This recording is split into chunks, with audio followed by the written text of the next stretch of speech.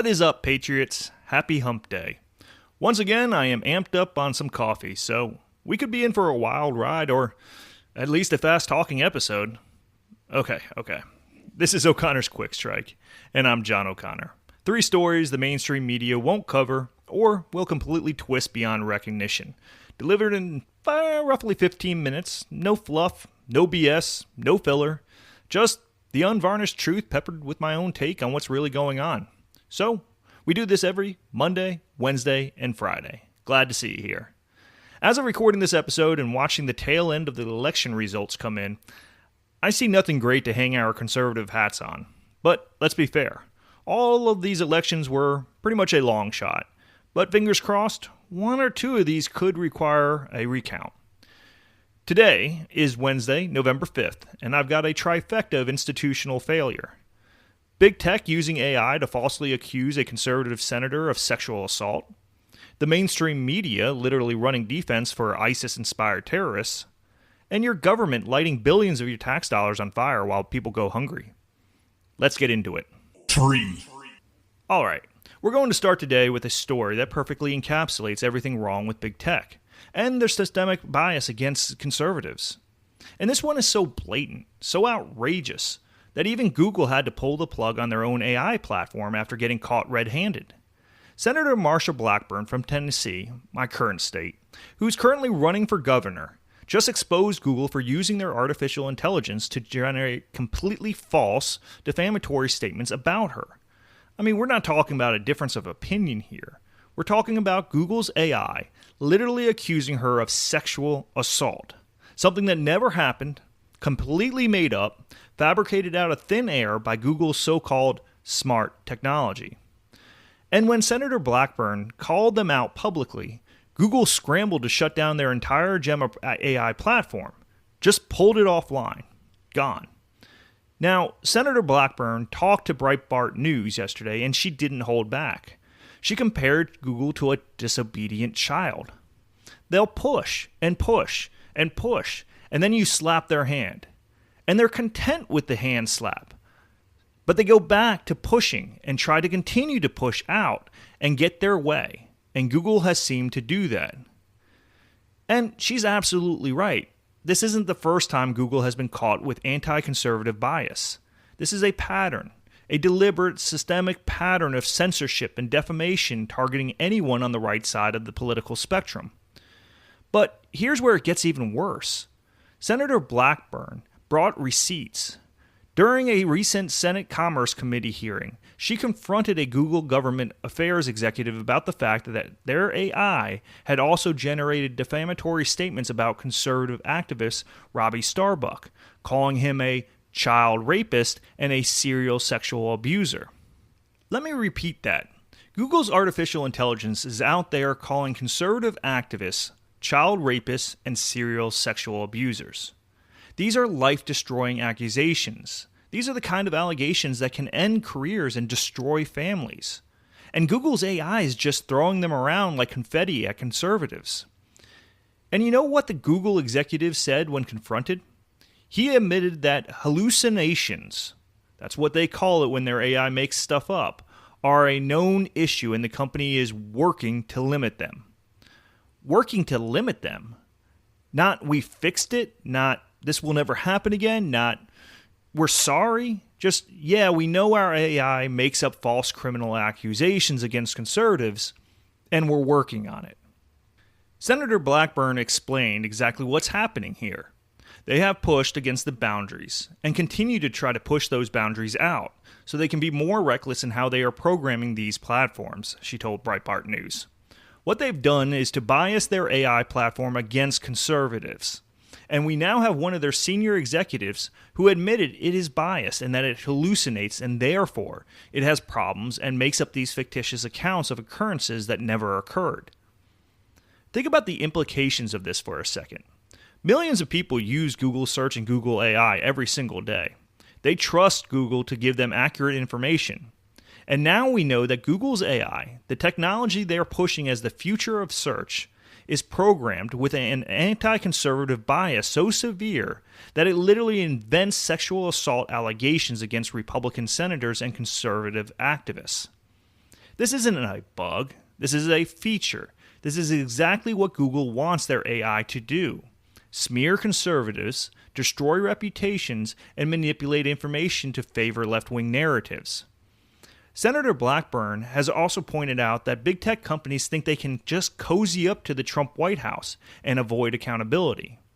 I think that some of these tech platforms are realizing that they can just go and say, hey, we're going to cozy up to the White House and then escape any type of responsibility, she said. And I think she's absolutely right. Just because tech CEOs are taking meetings with President Trump doesn't mean they get a free pass for systemically censoring and defaming conservatives.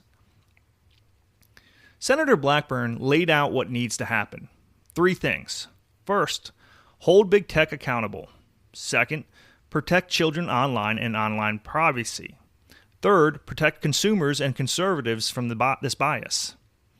This bias against conservatives needs to stop, she said. Period. End of story.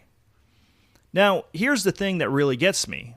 Google is supposed to be this cutting-edge technology company. They've got the smartest engineers in the world. They've got unlimited resources.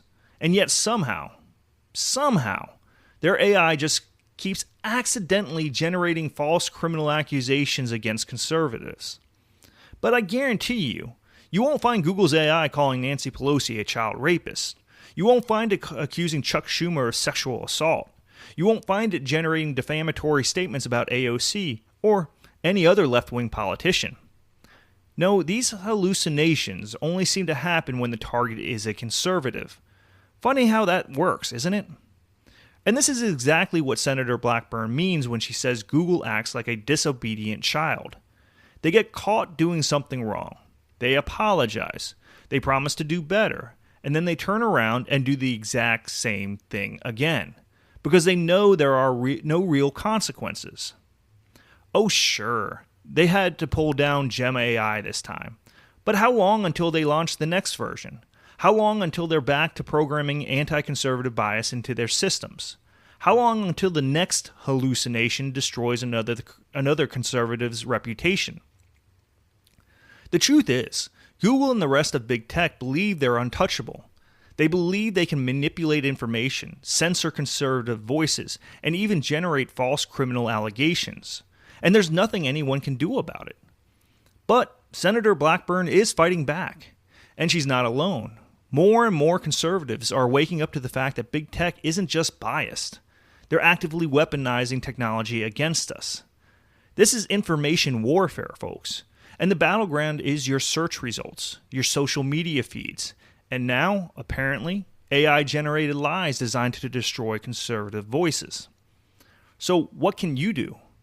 First, stop using Google. Use Brave. Use DuckDuckGo. Use any search engine that isn't actively trying to manipulate you. Second, support politicians like Senator Blackburn who are willing to stand up to big tech and demand accountability. And third, spread the word. Tell everyone you know what Google is doing. Because the mainstream media sure as hell isn't going to cover this story. They are too busy carrying water for big tech and running interference for their anti-conservative bias. Senator Marsha Blackburn exposed Google's dirty little secret. Their AI is programmed to lie about conservatives. And now that truth is out. Google is running scared. For the moment. 2. Alright. I'm going to start this off by saying I'm going to butcher some of these names. But what I'm about to tell you is one of the most egregious examples of media malfeasance I've ever seen. Last Friday, Halloween morning, the FBI raided homes in Dearborn, Michigan and arrested 5 people, including 2 20-year-olds named Mohamed Ali and Majed Mahmoud. Told you I might have butchered that. FBI Director Kash Patel announced they had thwarted a potential terrorist attack planned for Halloween weekend. On Monday, the DOJ unsealed a 73-page criminal complaint. And folks, this wasn't some internet tough talk.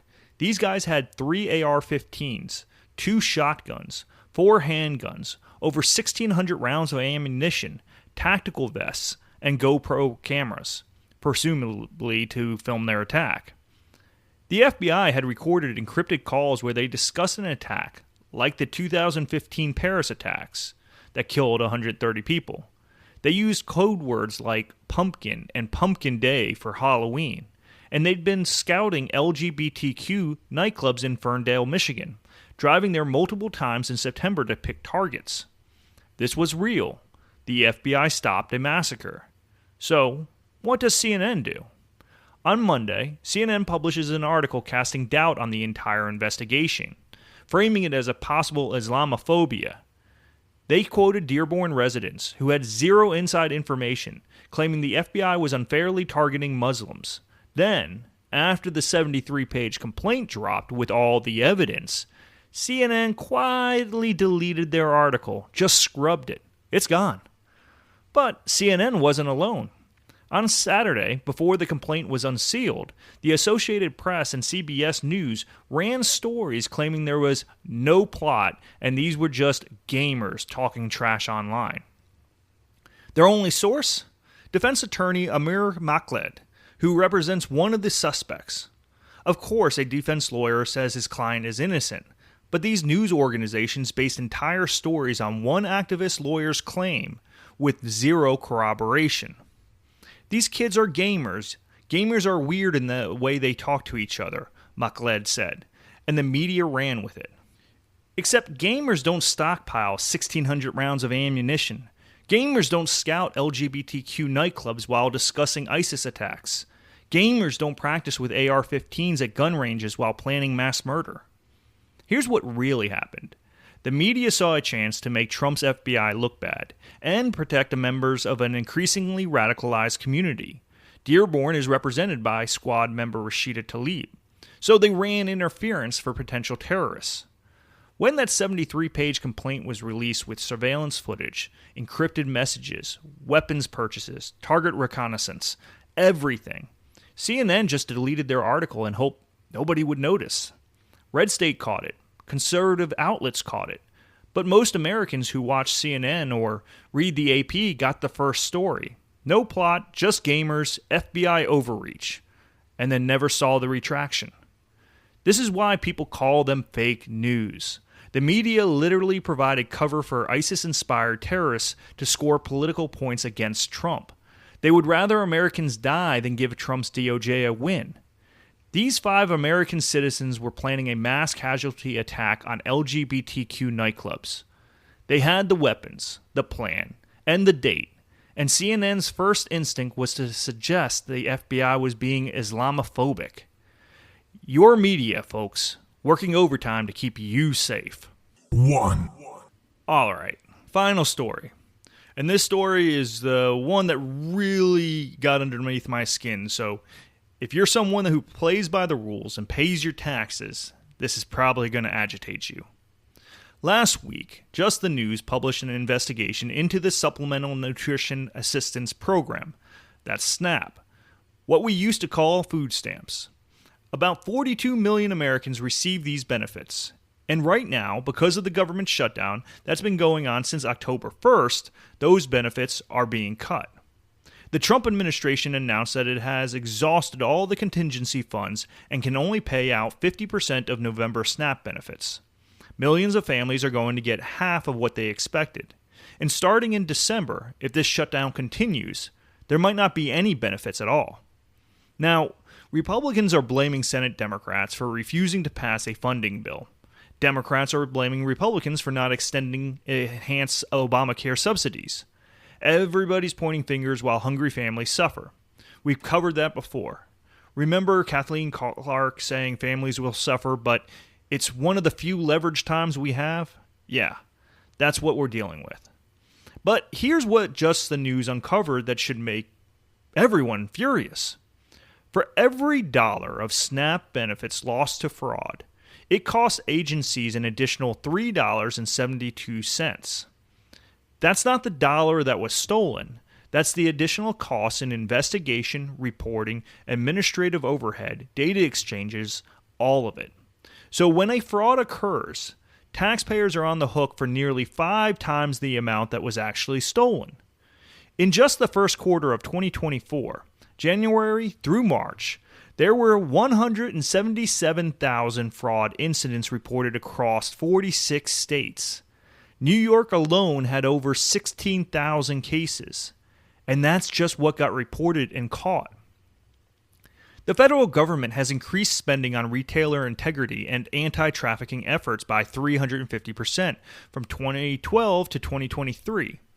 You'd think that would help, right? Wrong. SNAP overpayment errors surged to over 10% by 2023. That's $10 billion in improper payments in a single year. Think about that. We're spending hundreds of millions more on fraud prevention, and fraud is getting worse. But this just gets worse. The CDC and Census Bureau found that SNAP recipients have disproportionately high rates of obesity and diabetes. In the highest SNAP zip codes in Staten Island, obesity rates hit 35 to 40%, and diabetes prevalence reaches 14 to 18%. So, we're spending billions of dollars on a nutrition assistance program, and the people receiving it are getting sicker. The program isn't providing nutrition. It's enabling people to buy junk food that's literally killing them. Some states have figured this out. Nebraska was the first to ban the purchase of soda and energy drinks with SNAP benefits back in May. Iowa, Indiana, Arkansas, Idaho, Florida, Texas, and West Virginia, 12 states total, have implemented or are implementing restrictions on buying candy and sugary drinks with food stamp money. But the federal government, they're not doing anything. They're just watching fraud explode, watching health outcomes deteriorate, and throwing more money at the problem. And here's the cruel irony. While all of this fraud is happening, while billions are being wasted, while people are getting sicker instead of healthier, the government is cutting benefits to millions of families because Congress can't agree on a budget. So, if you're a single mom who's actually struggling to feed your kids, who's using SNAP the way it was intended, you're getting your benefits cut in half. But if you're one of the fraudsters gaming the system, stealing benefits through identity fraud or EBT card skimming, you're probably still getting your full cut because the government has proven completely incapable of stopping you. This is your government at work. This is what happens when bureaucracy runs amok, when nobody's accountable, when there's no incentive to fix the broken systems. Google can deploy AI that falsely accuses senators of sexual assault, but somehow can't fix the bias problem they admit exists. The FBI can stop ISIS-inspired terrorists in Michigan, but the media immediately runs defense for them. And the federal government can spend $10 billion a year on improper SNAP payments while cutting benefits to people who actually need them. It's broken, all of it, from top to bottom. Our institutions are broken. Big tech is broken. The media is broken. Federal assistance programs are broken. And the American people are the ones who pay the price. All right. That's our quick strike for Wednesday, November 5th. 3 stories, 3 examples of institutional warfare against conservatives and common sense Americans. Google's AI is manufacturing false sexual assault allegations against Republican senators.